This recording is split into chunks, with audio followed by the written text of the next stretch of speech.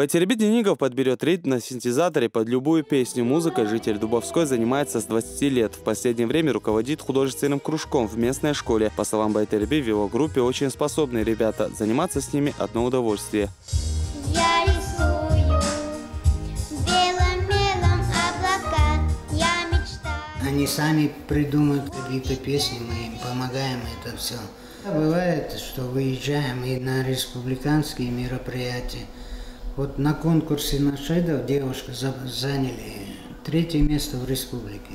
3-е место для нас – это очень много. Тем временем на другом конце станицы Валентина Лемешко напевает старые песни не на сцене, а в огороде. В этом году должен быть хороший урожай, говорит Валентина. Впрочем, земледелие их семью никогда не подводило. Вместе с мужем Виктором они выращивают кукурузу и бахчевые.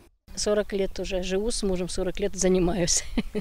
А до 40 лет еще родители были, родителям помогали. Вот видишь в огород, глянешь, вроде все есть. И для души, и для стола, и для гостей.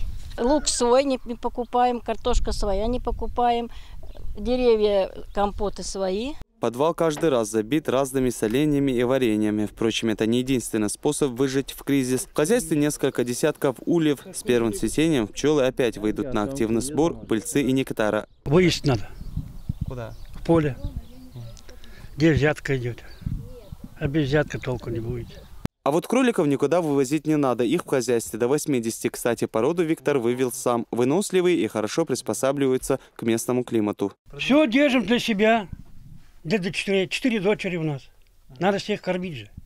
Обеспечивать надо их.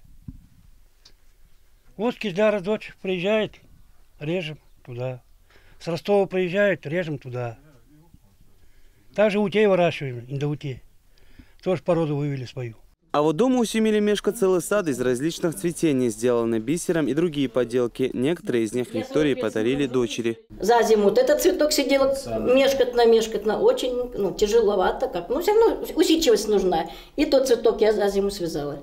У каждого жителя станицы Дубовская свое увлечение, но живут одним – сельское хозяйство и личное подсобное хозяйство. В многонациональной станице представители 10 народов. Даже если мусульманский праздник, мы друг к другу в гости приходим. Скоро приближается светлый праздник Пасхи, мы опять будем друг к другу в гости приходить, посещать. Мы любим наши обоюдные праздники. Мы всегда все вместе живем, как одна семья. В центре Дубовской недавно начали строительство новой мечети, в которой одновременно смогут молиться до 700 верующих. По поручению главы нашей республики вы видите, как прекрасно строится мечеть. Планируем закончить, к осени планируем закончить, да, Алмула. Все есть, все хватает, стройматериалы, все, и проблемных вопросов в отношении стройки нету.